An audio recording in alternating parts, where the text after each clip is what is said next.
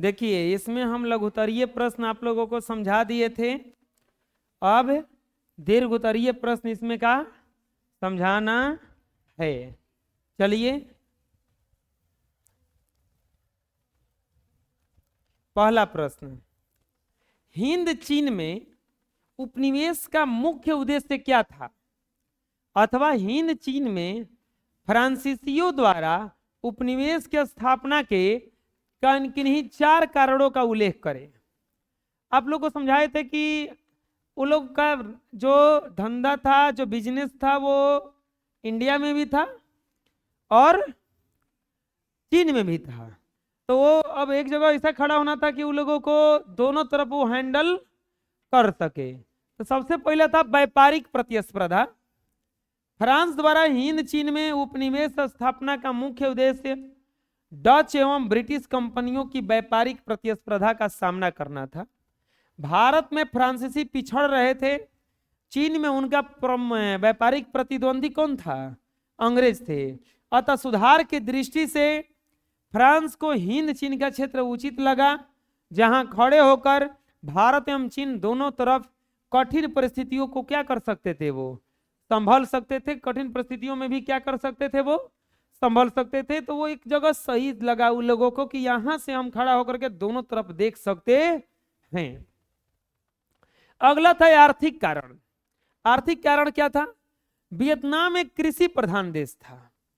तो अब ये लोग लगा कि हम लोग खेती उती में बड़ा बढ़िया है, तो चलिए वियतनाम चलते हैं, वहां खेती करेंगे और जो पैसा मिलेगा उससे हम अपनी स्थिति को क्या कर लेंगे, सुधार लेंगे, क्योंकि वहां पर कृषि का बड़ी उचित विकल्प मौजूद था। और दूसरा चीज खनिज पदार्थ जैसे कोयला, टीन, जस्ता, क्रोमियम उपलब्ध था वहां पर। तो संसाधनों को प्रयोग करके वो उद्योग को भी क्या कर लेगा, ये लोग विकसित कर सकता था। तीसरा चीज था सभ्य बनने की नीति। अन्य यूरोपीय राष्ट्रों की तरह फ्रांसीसी भी अपने को क्या करने चाहते थे, पिछड़ों और असभ्यों को सभ्य बनाना, मतलब जो दबे कुचले थे, मूर्ख थे, उनको थोड़ा सा क्या करना था, तेज बनाना था। उसके लिए भी ये निकाले। और कृषि के लिए उपयुक्त भूमि फ्रांस व्यापारियों तथा पादरियों ने पहले ही सर्वेक्षण कर लिया था कि जल की निकासी कर दलदली भूमि को और वनों को काट करके खेती का क्षेत्रफल को क्या किया जा सकता है, बढ़ाया जा सकता है। अतः इस प्रयास से धान की खेती को बढ़ाया जा सकता है। अतः इनके प्रयास से वियतनाम विश्व की तीसरी बड़ा चावल उत्पादक देश बन गया। ये 3-4 वो कारण था। सबसे पहला कारण क्या था, तो दीवार छोड़ के बैठ चुपचाप, किनारा बैठे ने, अब कुछ दिख रहा है, ये जो स्क्रीन पर दिख नहीं रहा है, अब दिमाग कुछ लगा रहा है।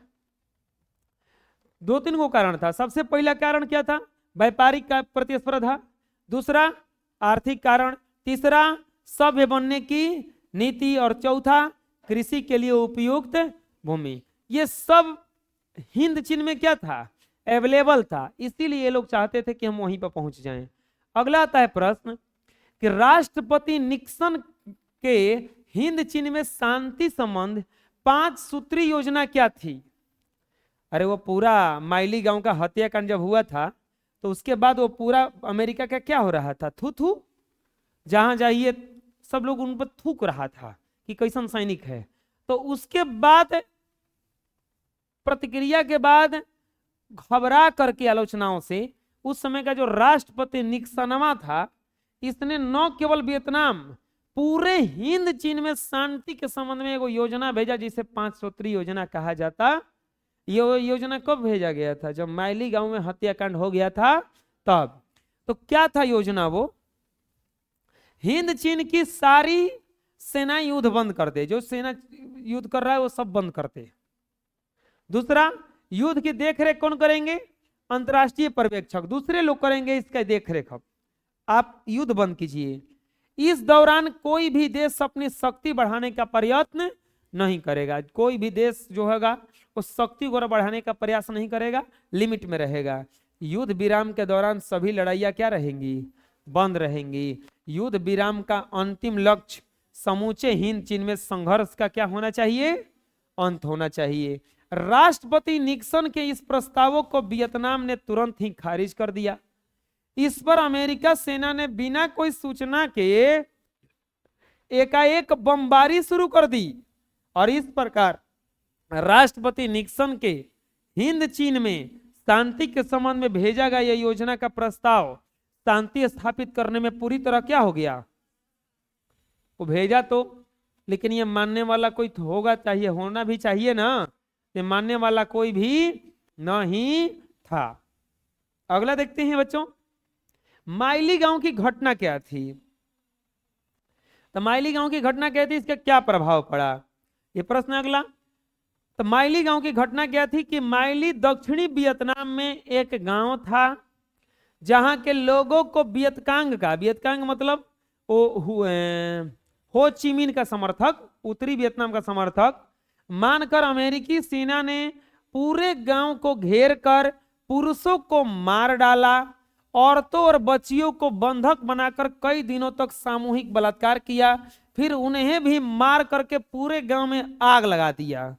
लाशों के बीच दबा एक बुढ़ा जिंदा बच गया और उसी ने इस घटना को क्या किया, उजागर किया। मतलब ये अंग्रेज पूरा तरह से सबूत मिटा दिए थे, लेकिन सबूत मिटने वाला वह था नहीं, उजागर हो गया। और माइली गांव की घटना का प्रभाव क्या हुआ?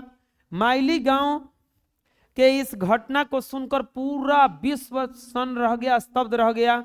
विश्व के कोने कोने में अमेरिका की भर्त्सना होने लगी। अन्य देश ही नहीं बल्कि अमेरिका में भी अमेरिकी सैनिकों की थू थू होने लगी। अमेरिकी राष्ट्रपति निक्सन की काफी बदनामी हुई। देश में अगर एक कोई गलती करता है ना तो पूरे देश का बदनामी होता है उसमें कि इस देश में ऐसा आदमी रहता है।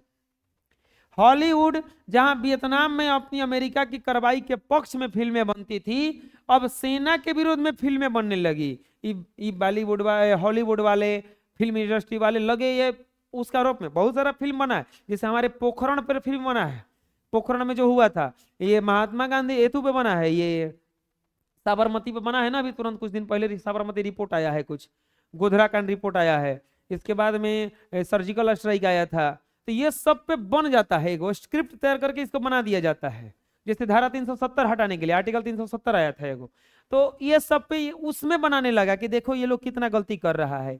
अब इस अमेरिका ने इस सुन करके राष्ट्रपति निक्सन क्या किया, 5 सूत्री योजना भेजा। अब वही 5 सूत्री योजना जो हम लोग पिछले क्वेश्चन में पढ़े थे कि युद्ध के दौरान कोई भी शक्ति बढ़ाने का प्रयास नहीं करेगा, सारी सेनाएं अपना युद्ध बंद कर दें, युद्ध की देखरेख अब कौन करेंगे, अंतर्राष्ट्रीय पर्यवेक्षक करेंगे, युद्ध का विराम अब पूरे समूचे हिंद चीन में क्या होगा, संघर्ष का अंत हो जाएगा।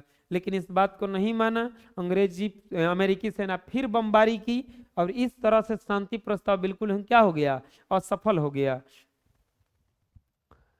फ्रांसीसी शोषण के साथ साथ किए गए सकारात्मक कार्यों की समीक्षा करें। अच्छा बताओ, हिंद चीन में ज्यादा उत्पात मचाने वाला वो फ्रांस वाला था कि अमेरिका था?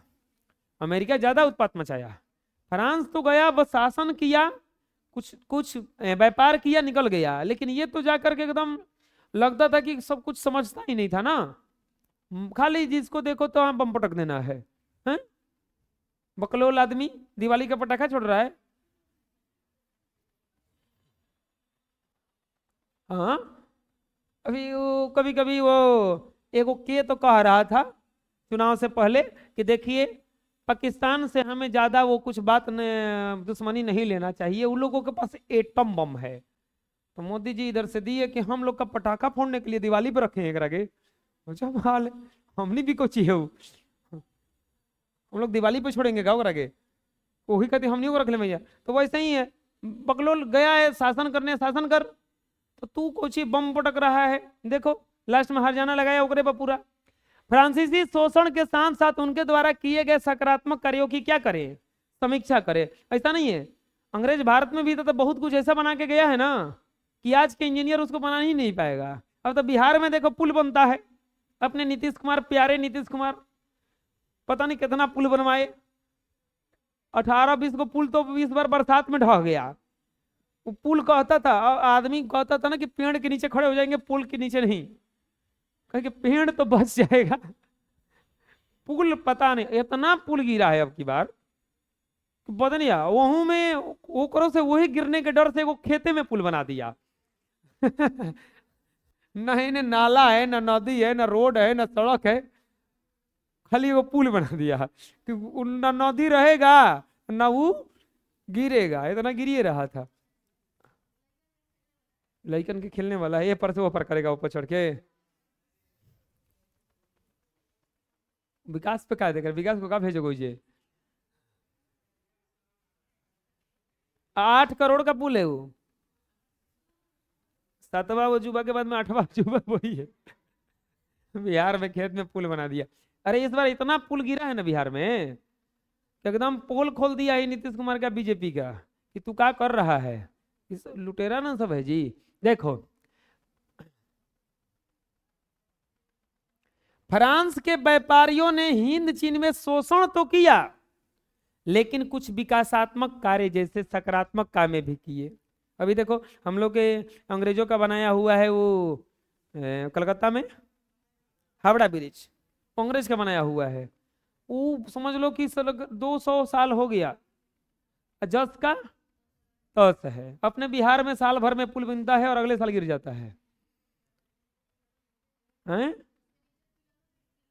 कुछ नहीं है, वो अजूबा जैसा बनाया है वो, लेकिन कुछ भी नहीं हो रहा है वो, जैसा नहीं वैसा पड़ा हुआ है वो, गाड़ी बस सब दौड़ रहा है।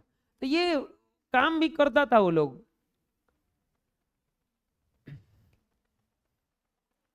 उन्होंने कुछ विकासात्मक सकारात्मक काम भी किए। उन्होंने सर्वप्रथम क्या काम किया बताओ? कृषि की उपज बढ़ाने की ओर ध्यान दिया। अच्छा चला जाएगा भले, लेकिन कृषि का उपज तो बढ़ा गया ना, जमीनियत होने लेके फिर से वन उगा के या पानी उनी भर के जाएगा, अब जाता नहीं, पानी उनी भर देता नहीं। लेकिन आजकल के नेता लोग करता ऐसा। सरकारी आवास मिलता है ना, सरकारी आवास, तो सरकारी आवास में मान लो कि वो बोर्ड नहीं था ये ऐसा, तो मान ली हम बोर्ड लगवाया, जब हमसे छीना गया आवासीय के, बोला गया कि अब तो बोर्ड आवास तोड़ के गया।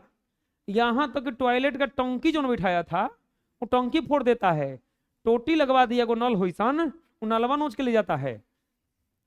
ऐसा होता है ऐसा, लेकिन ये बेचारा सब छोड़ के चला जाता है। अच्छा क्या फायदा है सब करने से? पूरा न्यूज में आता है बढ़िया से। अभी हुआ था ऐसा कुछ, छोड़ो नाम नहीं लेंगे, क्या पता उनका समर्थक होगा कोई। ऐसे आप लोगों को न्यूट्रल रहना चाहिए, ठीक है? हम भी न्यूट्रल रहते हैं, हम किसी के पक्ष में नहीं है। मोदी जी का दिक्कत करेंगे तो उनका भी बुराई करेंगे, और राहुल गांधी करेंगे तो उनका भी करेंगे, ऐसा ही बनना चाहिए। हम किसी राजनीति की, देखो राजनीति में किसी के पक्ष कभी मत लो। वैकेंसी निकाल रहे थे तो तेजस्वी बढ़िया थे, लेकिन चोरी करा रहे थे तो दिक्कतों ना है, तो दोनों तरफ सही नहीं हो सकता है। इसके लिए उन्होंने क्या किया, नहरों का विकास किया ताकि सिंचाई की सुविधा बढ़े। निम्न भूमि जहां सालों भर पानी भरा रहता है और जमीन दलदली हो गई थी, वहां से पानी की निकासी का क्या किया गया उपाय? दलदल को सुखा करके उसे खेती योग्य बनाया गया, जंगलों को साफ करके खेती योग्य भूमि तैयार किया गया। इन्हीं सभी प्रयासों के कारण वियतनाम विश्व का तीसरा चावल निर्यातक देश बन गया। रबर के बागान लगाए गए, लेकिन इस बागान में काम करने वाले मजदूरों पर एक तरफा अनुबंध लगाया गया, जिससे उनका काफी शोषण हुआ। हिंद चीन में पूरे उत्तर दक्षिण तक संरचनात्मक विकास तेजी से हुआ। विस्तृत रेल नेटवर्क और सड़कों का जाल सा बिछ गया। ये सब बिछाने वाले कौन थे? फ्रांसीसी थे। ये अपने फायदा के लिए ही किए, लेकिन कुछ तो विकास करके चले गए। नेक्स्ट, जहां तक शिक्षा का प्रश्न था, शिक्षा नहीं। जहां तक शिक्षा का प्रश्न था, अपरंपरागत स्थानीय भाषा में की जगह अथवा चीनी भाषा में शिक्षा पा रहे लोगों को फ्रांसीसी भाषा में शिक्षा दी जाने लगी। परंतु इस क्षेत्र में बसने वाले फ्रांसीसियों को शिक्षा प्रसार के सकारात्मक प्रभाव का डर था, अतः आम लोगों को शिक्षा से दूर रखने का प्रयास किया जाने लगा। स्कूल के अंतिम साल के परीक्षा में अधिकतर स्थानीय बच्चों को फेल कर दिया जाता था। स्थानीय जनता तथा फ्रांसीसियों के जीवन स्तर में असमान जमीन आसमान का फर्क था, फिर भी शिक्षा मिली। उसी से लाभ उठाकर छात्र छात्राएं राजनीतिक पार्टियां बनाने लगे थे, जो आगे चलकर के देश के लिए काफी लाभजनक।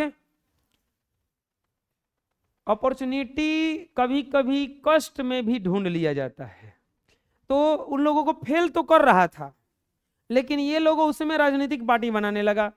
बाद में यही सब तो पार्टी काम किया है आंदोलन करने में। तो इस तरह से फ्रांसीसी ने शोषण के साथ साथ कुछ सकारात्मक कार्य भी किया। अगला आता है हिंद चीन में राष्ट्रवाद के विकास में का वर्णन करें। हिंद चीन में फ्रांसीसी उपनिवेशवाद के छीट-फूट विद्रोह का सामना प्रारंभिक दिनों से ही झेलना पड़ रहा था, परंतु 20वीं शताब्दी के शुरू में यह मुखर होने लगा और राष्ट्रवाद का विकास हुआ। जैसे 1930 में फान बोईचाऊ ने दुइतान नाम हुई एक क्रांतिकारी संगठन की स्थापना की, जिसके नेता कुआंग दे थे। फान बोईचाऊ ने the history of loss of Vietnam लिखकर हलचल पैदा कर दी। 1905 में जापान द्वारा रूस को हराया जाना हिंद चीनियों के लिए क्या था, प्रेरणा का स्रोत बन गया। रूसो मॉन्टेस्क्यू जैसे फ्रांसीसी विचार उन्हें राष्ट्रवाद के लिए उत्तेजित कर रहा था। राष्ट्रवादी नेता फा चुत्रिन ने राष्ट्रवादी आंदोलन के स्वतंत्रीय रूप में गणतंत्रवादी बनाने का प्रयास किया। बताए थे कि उसमें वो लोगों से हटा करके सबका प्रॉब्लम बना दिया था। जापान में शिक्षा प्राप्त करने वाले छात्र ने फान चुत्रिन के विचारों से प्रभावित होकर वियतनाम कुआन फुक होई नामक एक संगठन की स्थापना हुई कि प्रथम विश्व युद्ध के दौरान ज्यादती के कारण 1914 में ही देशभक्तों ने वियतनामी राष्ट्रवादी दल का संगठन बनाया, जिसका पहला अधिवेशन कहाँ हुआ, कैंटन में हुआ। 1917 में हो ची मिन नामक वियतनामी छात्र ने पेरिस में ही साम्यवादियों का एक गुट बनाया। 1925 में हो ची मिन साम्यवाद से प्रेरित होकर के वियतनामी क्रांतिकारी दल बनाया गया।